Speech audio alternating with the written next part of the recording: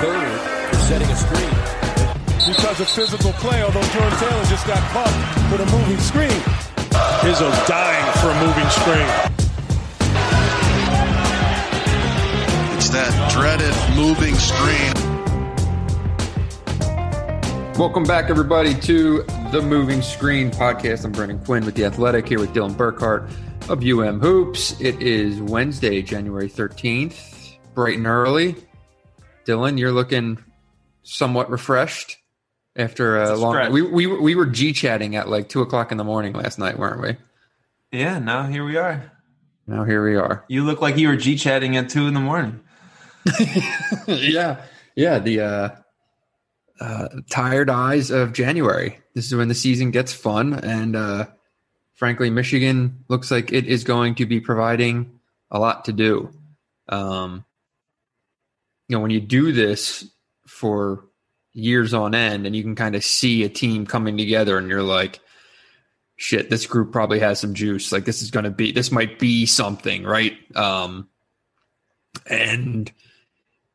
all along with Michigan, it's kind of been, all right, what's your level of buy-in, right? And it's a product of the schedule. It's a product of whatever. But, then it comes together in a night like last night, just dismantle Wisconsin. I wrote in my piece, I think it's, if you look at like recent years, right? So end of Beeline into early Juwan Howard, probably up there as the most impressive performances in like a 40-minute most impressive performance, most dominant performance. You got to put it right up there with Texas A&M in the Sweet 16. Villanova. At Villanova, an early 18. Was that 19? 19. Last year's win over Gonzaga.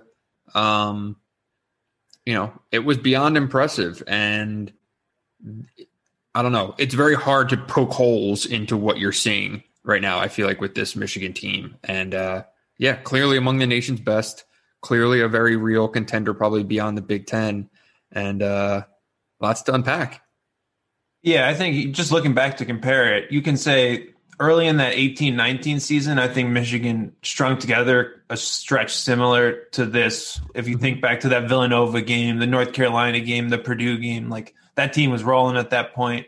And then last year we saw this team in the Bahamas who maybe those games weren't blowout wins, but that was probably a string of 3 great performances. But now the question is how long can Michigan sustain it, and what does that look like? Because right now it's been a build. Like, those were early season games where maybe the other teams aren't completely locked in or as prepared. Like, I definitely think that was some of the case in that Villanova game. But if you look now, I mean, this is the middle of the Big Ten season, and Michigan just ran Wisconsin out of the building, which we've watched the Big Ten for a long time, and you don't really see that happen to Wisconsin. That's not really how Wisconsin loses, even when they lose. Only 4 20-point losses by Wisconsin since 2010-11, which is fairly ridiculous.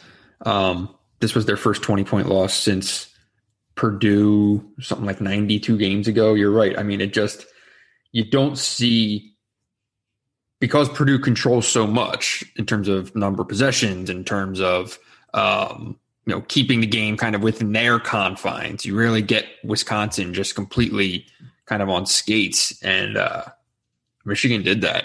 And it's a matter of balance. It's a matter of opponents trying to pick their poison when defending Michigan, and then on the other end, just trying to find a way to navigate Michigan's length and ability to have multiple guys guarding multiple positions. And there's just so much stuff going on where you're seeing teams like quit, basically. Yeah, there are multiple possessions. Quit. You saw Minnesota quit. You saw Wisconsin quit. Like, Michigan is just dominating teams. Yeah, there are possessions where a Wisconsin guy kind of just got trapped along the baseline or the corner and just kind of threw the ball over his head and just hoped it went somewhere positive. Like, you don't see that's not what happens in a Michigan-Wisconsin top 10 game in the middle of the Big Ten season.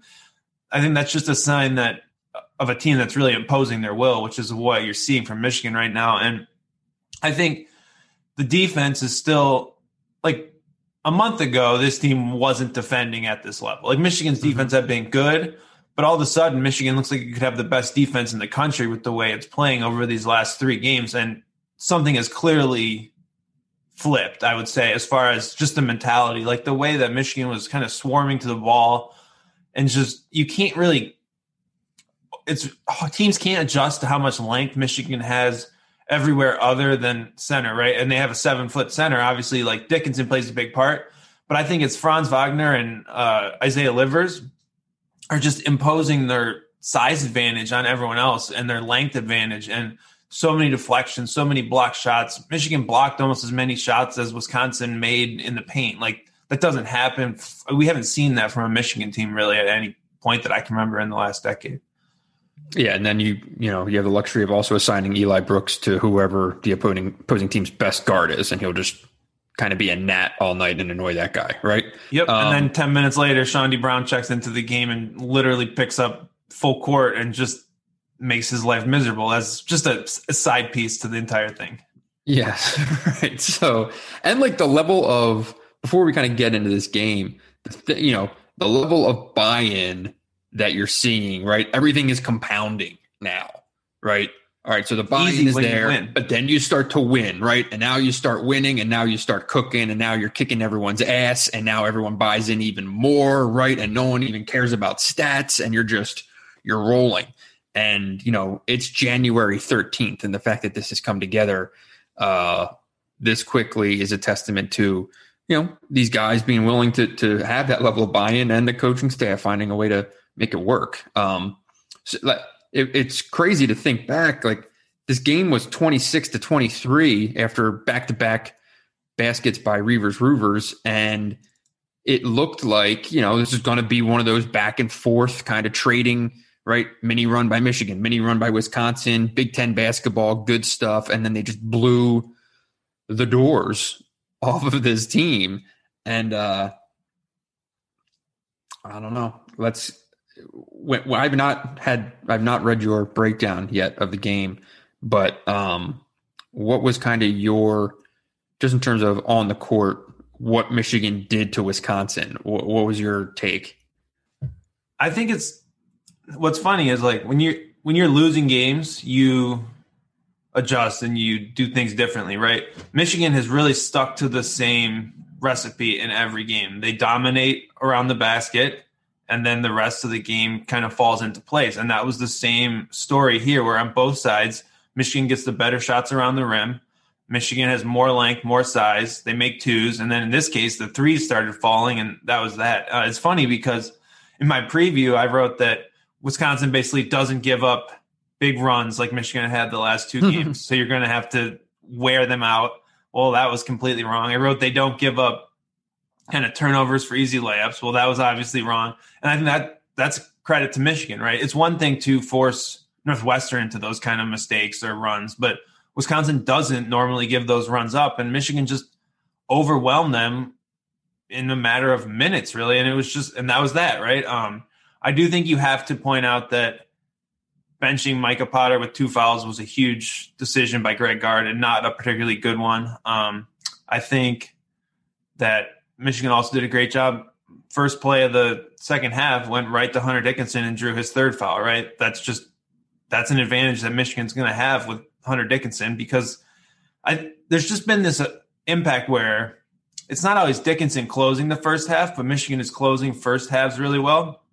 And then in the second half, those first 5 possessions are just all Hunter Dickinson, and he kind of establishes himself. And then all of a sudden you're looking at a 8-point lead, 10-point lead that's now a 20-point lead. So that's been the recipe for Michigan. And it sounds crazy, but it's the same thing we saw against Minnesota and the same thing we saw against Northwestern in a lot of ways.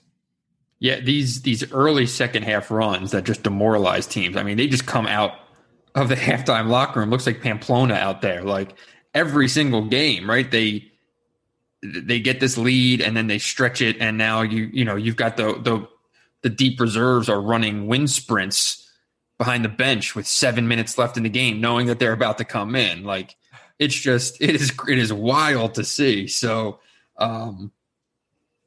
like this versatility, I don't think either of us ever thought that Michigan was not going to be a good shooting team this year. And the early numbers just went that way. They just weren't making shots, and it happens. And it seemed a little contagious at one point. But, the way that they shoot now, like, that's not a mirage, right? Like, this team has the shooters to be going, 9 for 16, 8 for, 17 on a given night. Like, point being, what they're doing, like, it's not fluky stuff where I'm like, all right, they're going to cool down. You know what I mean? Like, no, Isaiah Livers, really good three-point shooter. Mike Smith, a good three-point shooter. Eli Brooks, good three-point shooter. Franz Wagner, right? Shawnee Brown. Like, they can do this. This is sustainable. It's not a window where they're just playing out of their minds and the bottom's going to fall out at some point. It doesn't feel that way, at least to me. Yeah, and I think the three-point shooting it's just not the most important part, right? Michigan wins this game if it shot 4 of 14 from 3, right? The key is the 2-point numbers, and Michigan's shooting 61% on twos. Other teams are shooting 38% on twos. That's a sustainable thing. There's not really variance in 2-point shooting like there is in 3-point shooting. That means that Michigan's just bigger, stronger, and more physical around the basket than every team they play. So maybe there's a team that can match that somewhere along the way, but it's a pretty reliable backbone to a sustainable offense, whereas so is 3-point shooting can be, but you're going to have games, even great 3-point shooting teams miss threes. Sure. I mean, the bigger, more athletic team doesn't usually miss more two. Like, there's just not a lot of fluctuation in those numbers. I was kind of referencing the 3-point shooting more in terms of like the level of these blowouts, right? Like when I think that makes gassing teams by 30, that's, you're making threes, you're doing everything at that point. And, and even in this game, only 8 turnovers, like you combine all these things, you're going to start murdering. And the problem is when you can't defend twos, you can't even worry about defending open threes, right? So Michigan's getting good. Like, if you're making twos, it means your offense is being successful in running its stuff and getting good shots. And the more you do that, the more you're going to get good threes. When you're just you can't really create anything. Well, okay, now you're going to have to maybe take some threes you wouldn't otherwise take, and your numbers are going to suffer. I mean, I don't think Michigan took many bad 3-point shots in this game. It's just they're open, and what are you going to do? Like, really, I don't know. Last year, you knew the way that you could stop Michigan, right? You could bottle up Xavier Simpson in the ball screen, or at least make him uncomfortable. I'm not really sure. I mean, Wisconsin did a good job on Hunter Dickinson early in this game. Mike Smith didn't really get going in the ball screen game early. And then Isaiah Livers just went and scored like 10 points in the first 10 minutes of the game and completely took over. I don't know how you can – no one's big enough to guard Dickinson one-on-one, and then you don't have a guy you can really cheat off of defensively 1 through 4. There's just not really an easy option to slow down this offense.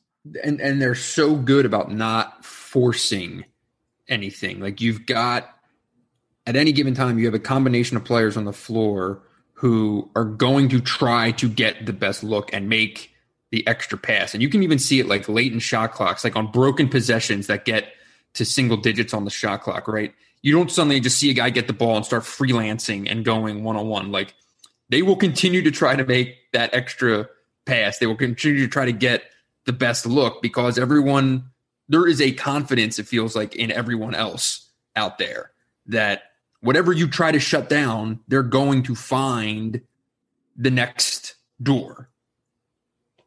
Yeah, and that's really kind of what it is at this point. Like, Michigan runs an offense that, like, you think of a college offense as we're going to figure out a way to grind out possessions and like create points, right? You think of an NBA offense of, well, we're going to design an offense to showcase our best players and emphasize their abilities.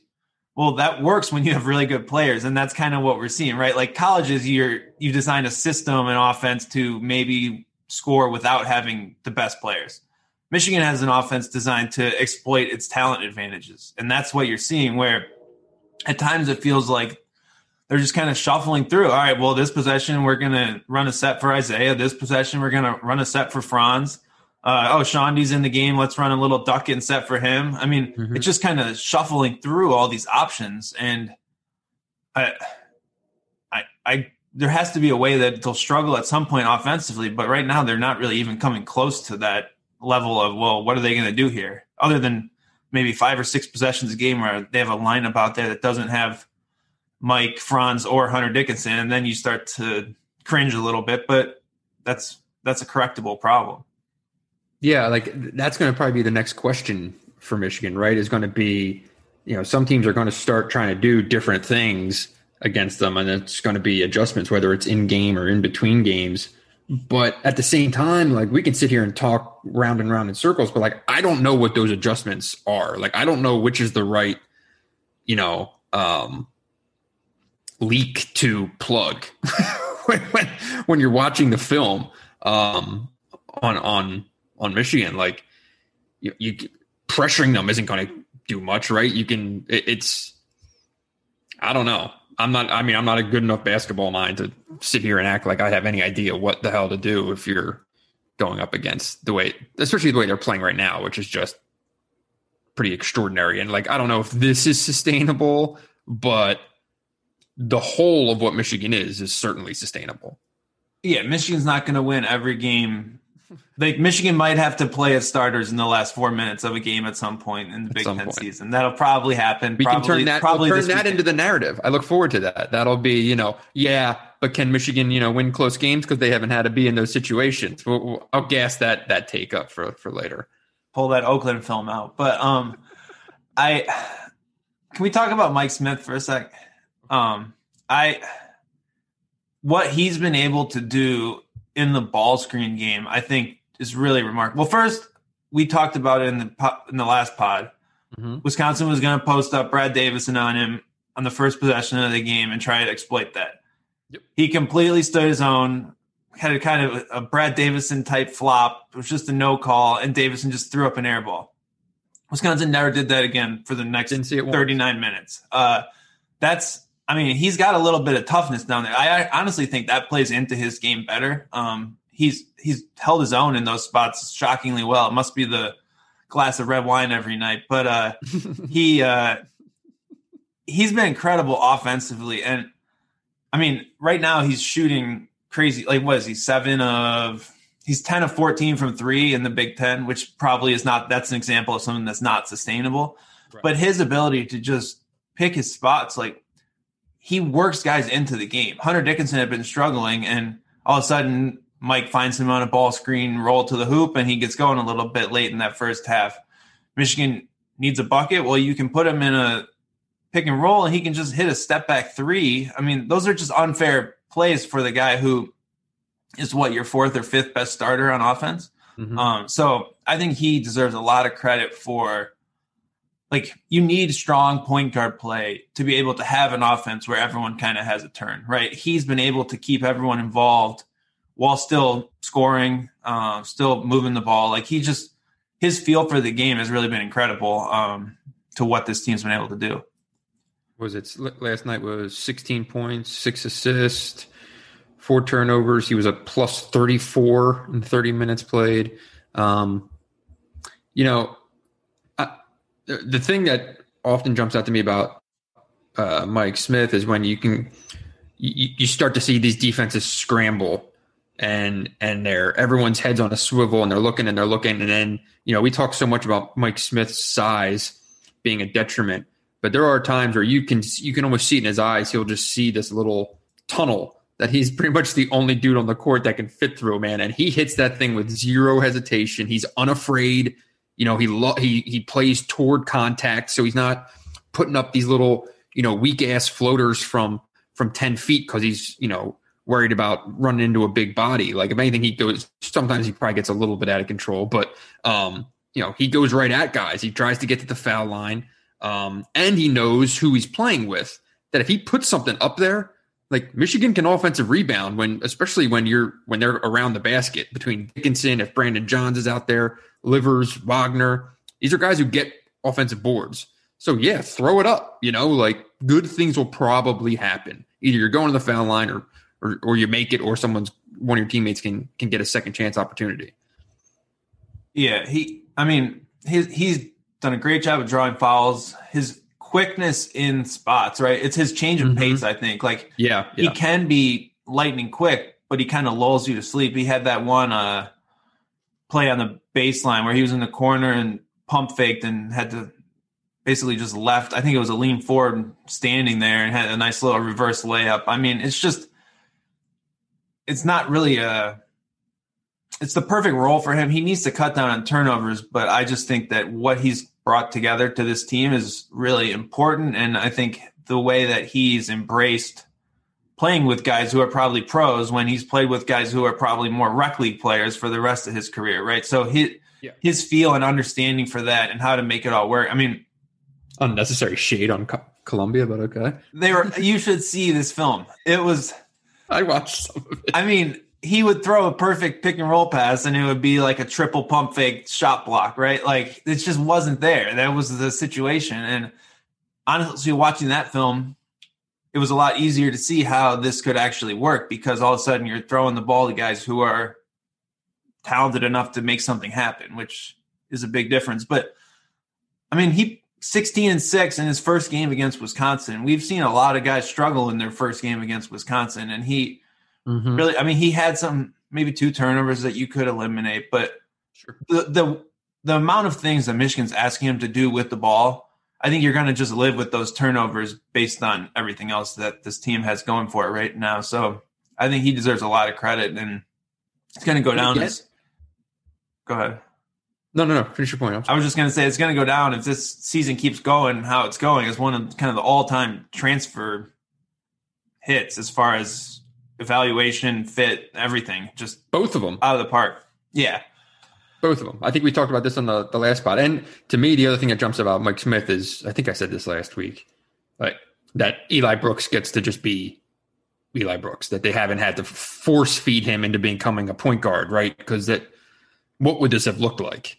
What would this have looked like if David DeJulius transferred out and let's say Michigan got, the Aiken kid from Harvard instead of Mike Smith, and Aiken was kind of battling through some more injuries this year or whatever it was. And now you have Eli Brooks trying to play point, and then everything else shifts. Now you've got Franz playing more at the 2, and the whole rotation is off. Now you're asking more of Brandon Johns to probably play some 4, right? Like the residual effects of Mike Smith can't be understated. And I'll probably write that soon. That's a good one. So the Franz Wagner, I wrote about him this morning, and I thought he was the best player on the floor last night. And I thought that everything is kind of at another level for him right now. And, the offense has come together, and the defense is even still a better defensive player. And to me, kind of speaking of residual effects, like what he is able to do for this team in terms of his ability to gamble defensively, his ability to get hands on balls, his ability to create deflections, his ability to get rebounds that are outside of his area. Like what he does makes everyone so much better. And, I rattled through it, right? He's not the fastest guy. He's not the biggest guy. He's not the strongest. He's not the best shooter. He's not this. He's not that. But like when you add up what the pieces are on this team and you tie them around him, like he holds everything together in my view. And I think that he's the reason that it's not just a good team. Like this is on the precipice of being a great, great Michigan team. And I think it's because he's at the middle of everything. Yeah. His defensive impact, like you could watch his defensive highlights and you'd say he's a great defender. Like, like if I'm previewing a team, I'm not watching every game they've played, right? So you pull up some clips and you're like, man, he's really good on defense. If you watch Franz Wagner for an entire game on defense, he impacts 3 times as many possessions as you would see just watching the highlights. I mean, that's what's really remarkable about his defensive impact is he makes plays that don't show up in the box score every time on the court. He holds everything together on that end of the court. I know everyone loves Sean D. Brown and Eli Brooks' defense, and they're great defensive players. Franz Wagner is the best defensive player on this team. I don't really think it's particularly close. He changes what this group can be. I just think his ability, like, I think it's the more you think about it, because he was in the right spots at times last year. He was active, made deflections. He was a good finisher. But I think that extra muscle, I know you wrote about this some in your story today. Yeah. He can just impose his will more effectively, where he doesn't ever, like, you can't think of possessions this year where he gets bullied or anything like that around the basket. Instead, he's just blocking shots, just holding his own really wherever he is. Because he was always a good offensive player around the hoop. And now you're seeing that timing, that staying out of foul trouble. He just kind of pokes the ball away for fun almost when he's guarding guys, and he's just everywhere. It's incredible. And he maybe doesn't, like, it's hard because I don't really know many players that you would put in a similar mold to him, right? Like, he's such a unique player where he's this 6'10" wing kind of guard, kind of combo forward, can guard all these different spots. He's a little bit unorthodox in his offensive game. Just a really unique player. And I think he's well suited to play with a guy like Hunter Dickinson, with a guy like Mike Smith, where he's really found his spot. And a month ago, he didn't have that spot, right? Mm-hmm. We were talking about, well, how are they going to get Franz Wagner more involved offensively? He's really got it all right now. Yeah. You touched on it, but if you haven't read it, make sure you subscribe to The Athletic. But I talked to, I now live out in like the Canton area of Michigan. So it's like a 25 minute drive from Crisler to my house. And talked to John Sanderson on the drive last night. And he was just kind of recounting, the work that Franz put in the offseason. There was a 3-month quarantine window there where, it was kind of up to individuals of what they did. And, he had the luxury of being able to move in with Mo in DC. Mo installed kind of a makeshift gym at his, condo or whatever. He borrowed a bunch of equipment from the Wizard, and they went to work. And it showed, like when Franz showed back at campus and said that he wanted to physically be different, like he was in condition to go through that process with Sanderson. And in the weeks that followed, he got up to 226 pounds, he was barely 205 when he got to Michigan. And you're right. I mean, that strength, it shows now in everything he does. And I think it goes beyond defense. His ball, like how strong he is with the ball, where it's guys aren't just able to kind of blow past him and take that ball from him. Like he can dip a shoulder and keep a defender at bay. He can kind of keep a tighter handle and all of these things, and all that adds up. He's turning the ball over less, and his assists are, I think he's up 3 times what he was doing last year, went from 1 to 3 in basically the same amount of minutes per game. So, this is all deserved, what you're seeing from Franz Wagner. I think so often that we just have kind of chalked it up to such a unique skill set that he has and just these natural gifts and all that stuff. But like, this dude has put the work in, and he and Michigan are kind of reaping those benefits, I think. Yeah, and there's still natural gifts involved. The fact that he was able to do what he did last year when he was just turned 18. Just turned 18, coming off a broken hand, and then had a flu that like knocked him on his ass in the middle of the year. So I think like a lot of guys can work hard and just never be like, he can work hard and be a lottery pick, right? That's the difference, right? So he's reaching a lot of that ability, but a lot of that is his natural talent. And that's why people have been so high on him since he was a 15-year-old in Germany playing. I mean, he was playing pro basketball 2 years ago also. Like he's seen what kind of work ethic it takes to be successful from his brother, from everyone he's been around. So I think he has a lot working in his favor to reach some of that potential, right? And I mean, now you're just seeing it. It's funny. I remember talking to him this summer. I think it was the day that he said he wasn't going to test the draft waters, and we were talking about his initial decision not to or to play college ball. Mm-hmm. And, I said, what was was like one and done in your mind when you decided that you wanted to play college ball.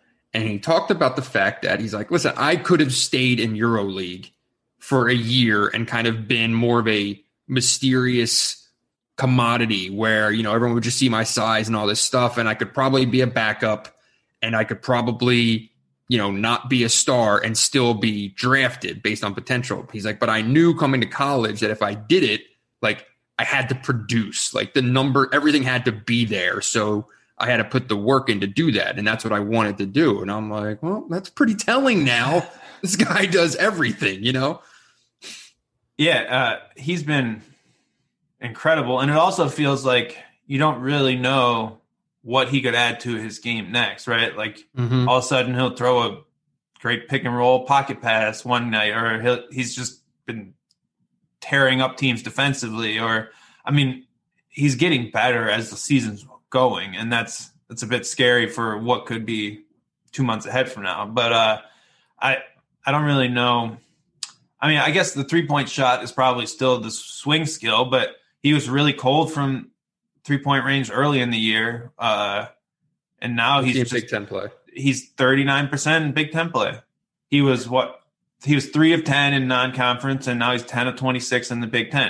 If he shoots 40% from 3 all year, he's going to be a top 20 draft pick. I don't really think he's the guy that you're going to open his film and you're going to say, oh, holy shit, like the things he's doing are not really normal for a sophomore in college, right? Just his understanding for the game on both ends of the court is incredible. His positioning and things like that. And I know, certainly NBA teams certainly question his overall strength and his lateral quickness, but everything else, he checks all the boxes: IQ, positioning, defensive awareness, skills. He's got it all. And the thing that's interesting about Franz is anytime Michigan's going into a game, we sit here and say, who on Michigan is going to guard this guy? Who on Michigan is going to guard that guy? Like one thing that we don't do is I don't really do is who on the other team is going to check Franz Wagner, which I have to imagine is, our proxies on other Big Ten schools, having a podcast would be like, I'm looking at this roster and I don't know who on Ohio State or Maryland or whatever is going to check Franz Wagner. Yeah, I still think that's not even it. It's more who's the first priority to worry about, right? Well, obviously, yeah. But it just throws off in terms of Franz, right? And the fact that he can play off of all your other action is just it's really effective. So I said I don't know who to compare him to. I think his Ken Pom comparables are actually kind of interesting.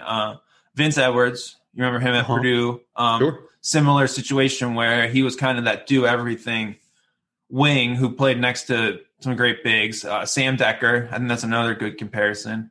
Kevon Looney, Killian Tilly, and Brandon Ashley from Arizona. So a lot of good players, a lot of versatility in that group. And I think they're similar in how they played sort of that, he can be both the best player and in a complementary role, right? It's really hard to be good enough that everyone watches the game and knows you're the best dude on the court, but you're not taking every shot. You're not using every possession, right?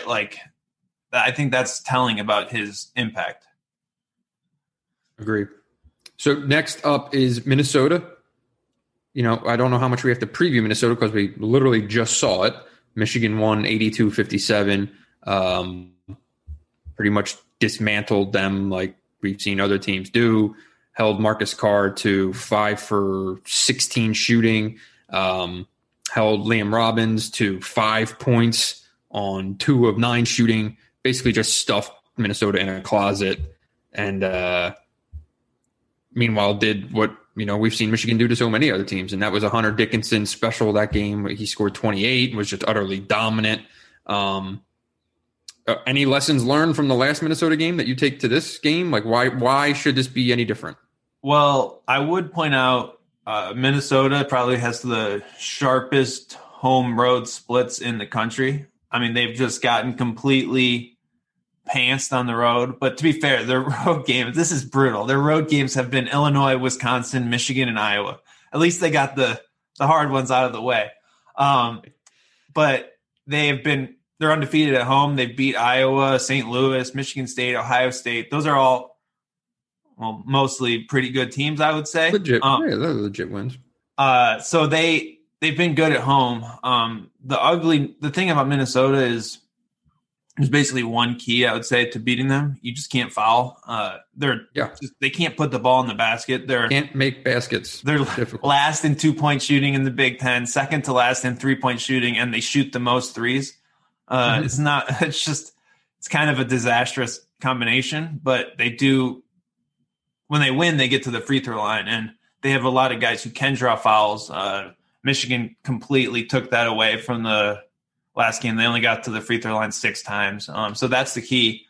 And I think maybe that plays into some of those home road splits where it's a little easier to get calls at home, even in an empty building. But if you do that, don't foul. I don't really see – Liam Robbins looked really helpless trying to defend Hunter Dickinson in that last game. So I think if you're Michigan, you like the matchup, right? They want to play through the post and they want to play through Marcus Carr.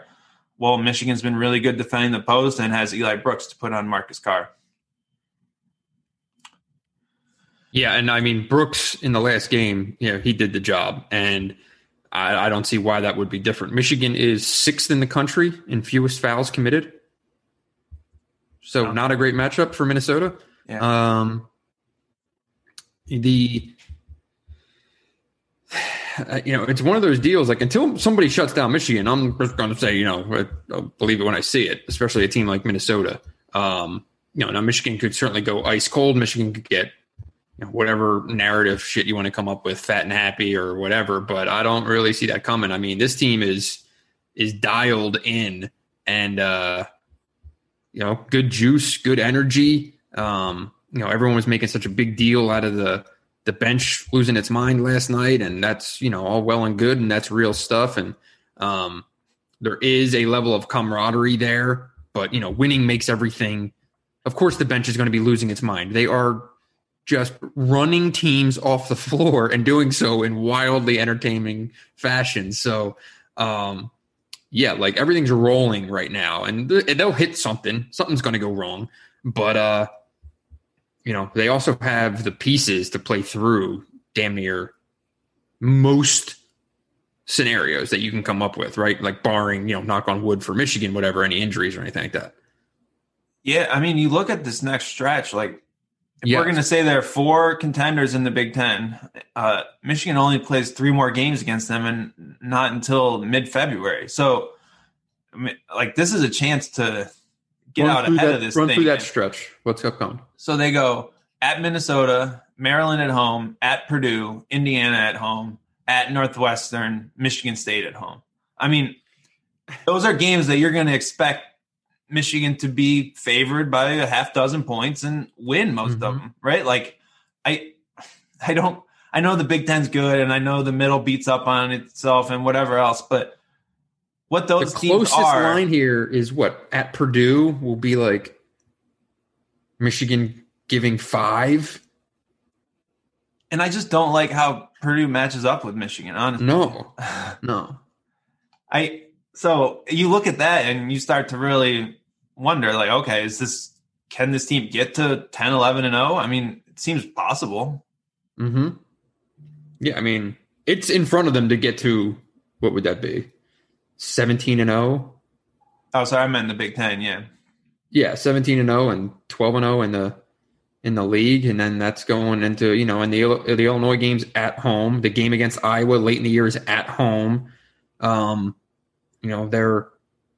have to prove you can win on the road, obviously, but there's no, I know you pulled up the numbers that home court advantage basically is holding pat, but it's dropping a little bit. Is it? Yeah. The other weird thing about the whole Big Ten schedule right now is potentially the 2 worst teams in the Big Ten are shut down. So if you're looking for wins, there's not a lot of lifeboats out there. So I wonder, I think we talked about COVID and how good, positive momentum is really going to spiral and negative momentum is really going to spiral. And I worry about that a little bit in the sense of, some of these bad teams, I could see their season just kind of completely going off track, right? I think we have to talk, NBA players are complaining about all these protocols they're being put through when the NBA season started. They're making 6 figures every time they take the court college guys have been doing this shit since August, right? I think we have to point that out a little bit. And it's a lot easier to lock yourself in your apartment for a week on end when you're winning every game.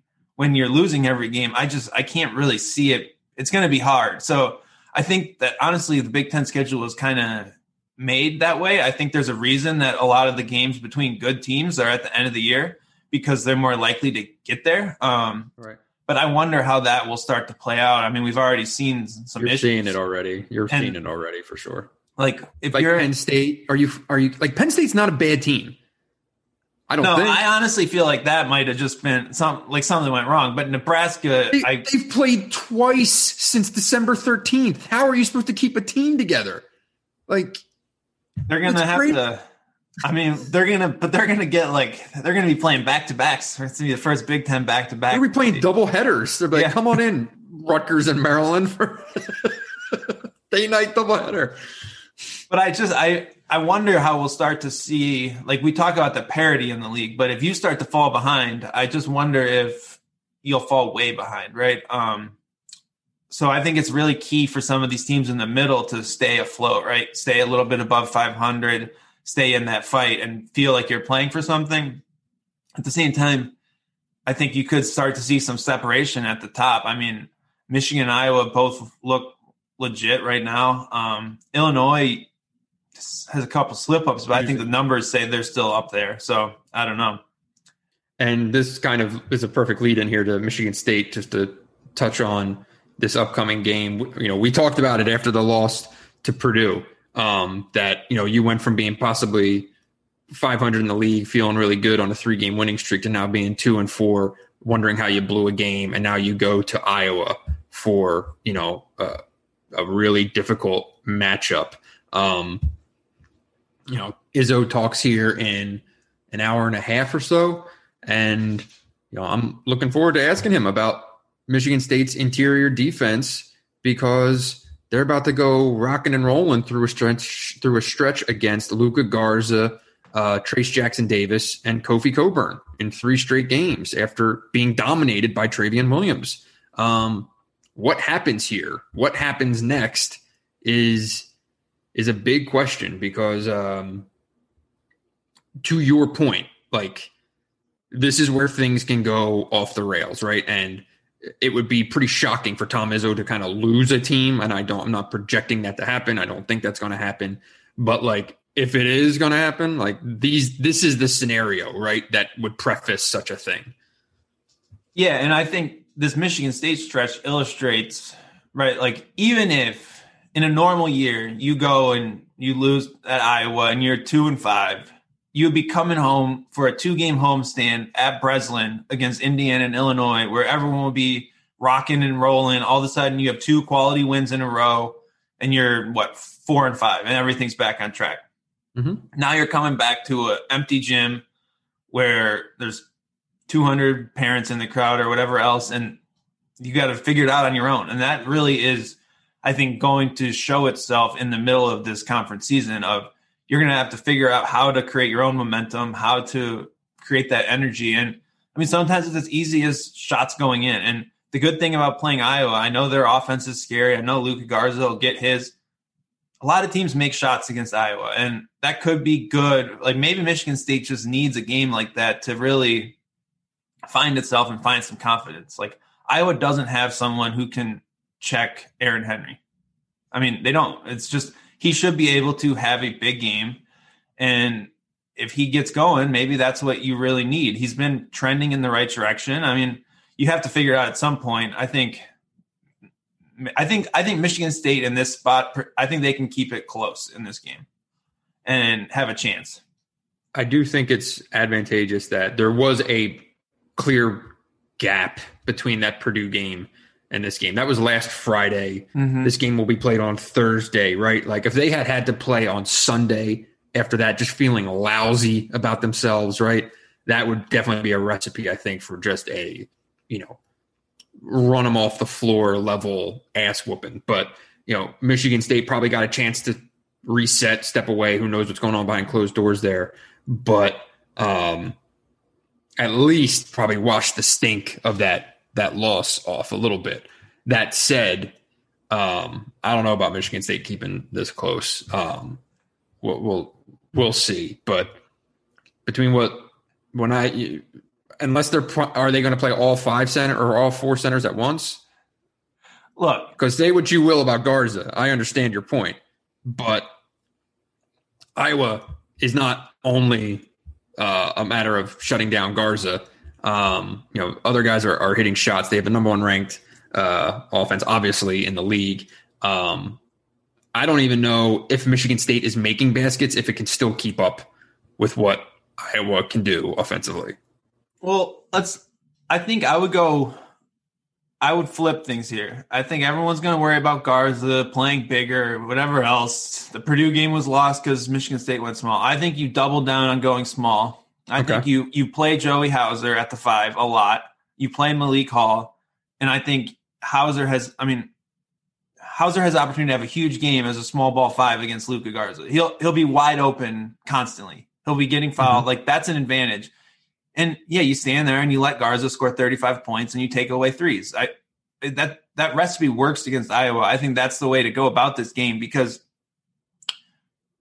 you're not getting anything offensively really from any of the other 5. So I think it's more about let's just see how we can attack Iowa and then figure the rest out from there. That would be my game plan. And I think this is a huge Aaron Henry spot.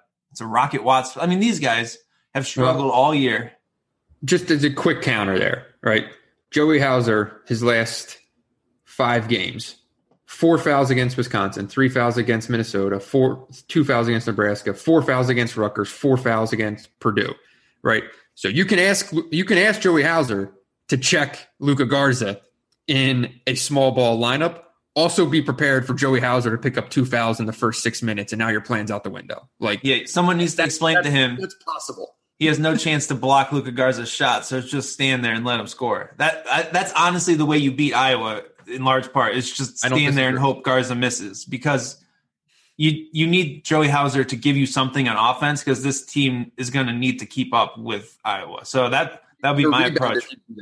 You better rebound because he can rebound though. He just can't defend. Yeah, but I'm just saying, Luka he does that bullshit where he'll take 4 shots on one possession, just moving a dude, right? Like, I get your point, and I think in terms of like picking the lesser of multiple evils, it probably is the best scenario, but it's also a kind of close your eyes and hope, isn't it?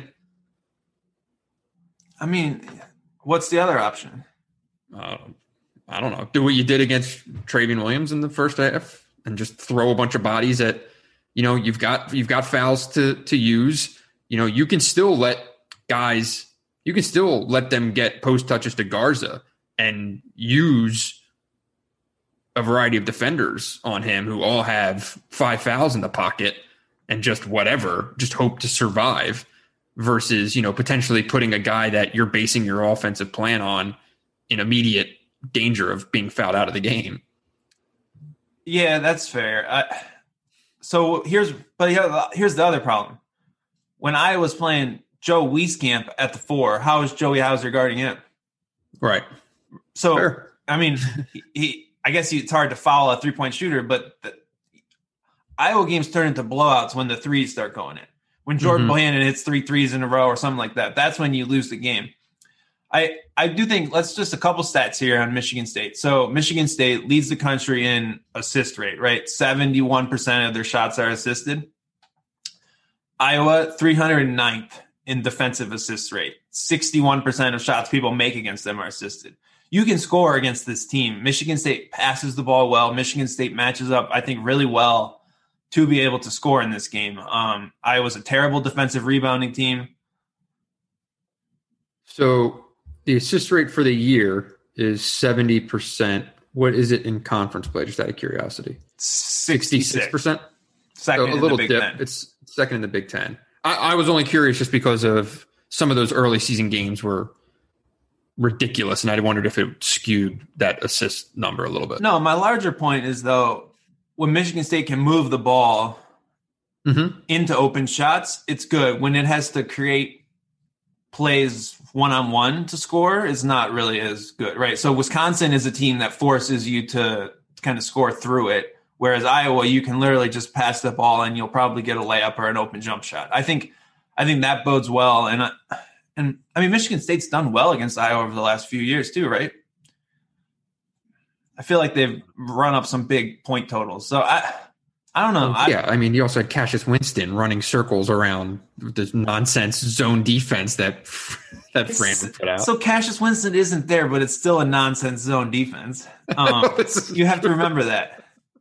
I think that gives Michigan State a little lifeline to hang in this game maybe longer than you would expect. That's all I'm saying. Yeah, I mean, it's one of those deals we could go back and forth, I feel like, in terms of what Michigan State should do in this game. But it's so much of it just boils down to, can this team make shots and more than one or two guys on a night? Like, can you get team-wide offensive production against a team not called Nebraska right now? You saw a little bit in that Wisconsin game back in Christmas. That also feels like it was a year ago. But guys need to start making shots. Like, dudes need to start stepping up. Gabe Brown needs to start making shots. So on, so forth. Joey Hauser needs to make shots. He's down to 36% shooting on threes this year. I know he's kind of cooled and stuff like that, but like, I don't know. Rocket, obviously. Like, you can just go right down the list here. It doesn't matter what we talk about matchup wise until, guys on this team start believing that when they put the ball in the air, it's going to go in, because right now there's zero belief out there. It seems like Iowa brings the belief out. There you go. That's the key. So I think run it up and then get ready for Fran to go to that press with, that 3/4 press. There's one listener out there who greatly appreciated that comment. So you're thinking Michigan State doesn't hang in this game? I don't see the juice. That's tough, because I actually think the next two games are tougher matchups for Michigan State in terms of you're not going to get your offense back against those teams. Well, you're going to have to. Indiana will be like that Purdue game, right? You're going to have to kind of slug it out, whereas Iowa, maybe you get some of those good juices flowing. I mean, is Indiana's defense as good as it's been in recent years, though? I feel like it's not. They seem a little bit just disjointed on both ends of the court. What are they? They're eighth in the league. Eighth in the league in defense. Gave up 87 to Penn State. Now, Penn State can score on a lot of teams, but overtime. 87 against Penn State. Illinois put up 69. Whatever. So, yeah, I mean, I get your point, and yeah, it speaks to the large point. This 3-game window will determine a lot in terms of I don't know. Like, I'm not ready to say this is where, Michigan State's NCAA tournament hopes can, go completely off the table, because you win your last 6 games of the year out of nowhere and suddenly everyone's feeling fine and you get a bid, right? But this is certainly where things can either start to slide off the cliff or, bring it all back. But it's probably going to be this case throughout Michigan State's year, the way that they're playing, right? Where it's just going to be everything's kind of hanging by a thread until you get across the finish line. Yeah, I mean, you have 14 more games. You have to win 7 to make the NCAA tournament. Something like that. 7 puts them at 8 and 12 in the league. 9 and 11. 9 and 11. Obviously, it depends who they're against and whatever else, but. And it's just this get in at when 9-11. When you need wins, these Big Ten schedules look daunting because there's not really easy wins. And that's kind of the case when you look at this Michigan State schedule, because it's not like it just everything gets easy after this 3-game stretch either. Right. But at the same time, right, Maryland beat Illinois, Minnesota beat Iowa. Someone beat Wisconsin. Maryland beat Wisconsin too. There are games. None of these teams are. Michigan looks kind of invincible right now, but none of these teams are invincible. You're right. When you just look at the schedule laid out, you're just like, oh, L, but it's not actually going to work out that way. I wouldn't think. You got to get on track though, and this is the kind of win that could be transformational as far as, okay, we went on the road, beat this team that everyone says is the best team in the Big Ten. Like, we got this, we're legit. And all of a sudden, your whole outlook of the season can change. Yeah, and Iowa has to know what position it's in too here. It's 5-1 in the league. It's one game back from Michigan. Michigan's showing no signs of slowing down. So Iowa has to keep stride there. Like, this is, in terms of Iowa's Big Ten championship hopes, these are games you have to win. You get, your home games are gold, right? So they can't afford to drop this. So I imagine they're going to be coming out looking to make their own statement. Yeah, and they also have, they've looked the part of late. They've been they handled Maryland and Minnesota. It's just crazy. We talk about Michigan's defense wearing teams down. Iowa's offense is just too much, where you might be able to keep pace for 25 minutes, but you just run out of gas. It's like, right. Most teams don't have the firepower to keep up that long. I'm far more concerned about that for Michigan State than I am, slowing or stopping Garza. It's more just playing 40 minutes with Iowa offensively. I just don't. We've only seen it in fits and bursts, right? I haven't seen that sustained play that makes me think that offensively they can go like that for 40. So who would you say on Michigan State power rank the top 3 players to hit multiple threes in a game? Iowa's last in the Big Ten in 3-point volume, 11th in 3-point accuracy on defense. So you basically just have to chuck threes against this team. Who would you pick? I think Foster Lawyer needs to get minutes in this game, but who would you kind of rank as okay, these are our guys who are going to make threes? You have to say Gabe, even though he's been kind of get him on the rails here of late, but he's still a 46% 3-point shooter. So it's, in terms of just hitting open shots, if I had to rank it, I'd say it's probably Gabe Brown, Foster, and Langford. Yeah, I think you need to get. That's why I like going small. Get multiple wings who can make shots. Get Hauser out there, and then just shoot threes and hope for the best. I think that's the game plan for Michigan State. That's how you play Iowa. Let's see about that. Share that one in the press conference. See how it goes over. But I also think everyone's going to overreact because of the Purdue game to the idea of playing small. I still think it's the right thing for this team if they can figure it out. That's all I'm saying. So I promise if they lose the game and everyone says it's because of small, I won't stand by those takes. I will say that they should have played small in this game. I imagine it would take a lot of convincing to just tell Tom Izzo, you're just going to let Luka Garza put 40 on you and hope for the best by chucking threes. This would be like... That's how you beat Iowa, in my opinion. Fair. All right. You got anything else? No, this was good. That game's what, Thursday night? Thursday night. 9 o'clock tip. Oof. Brutal. All right. Well, I guess we'll leave it on that. Make sure you are subscribed to Hoops. Michigan fans, the way that this team is playing right now, if you want a greater understanding of what's actually happening in terms of, the sets you're seeing and all this stuff, there's no better place than what Dylan does at Hoops. So check that out. And if you'd be so kind to also read my work at The Athletic and subscribe there and read my stuff and everything else. We've got probably more full-time college basketball writers than any outlet in the country. That's the place for you. So subscribe to Hoops, subscribe to The Athletic. And this week I just saw that Governor Whitmer is lifting the closures of restaurants, and they can reopen for indoor dining on February 1st. First of all, be safe if you do go out, and when you do realize these people have been out of work for a long time and maybe tip a little generously. So tip those bartenders and servers.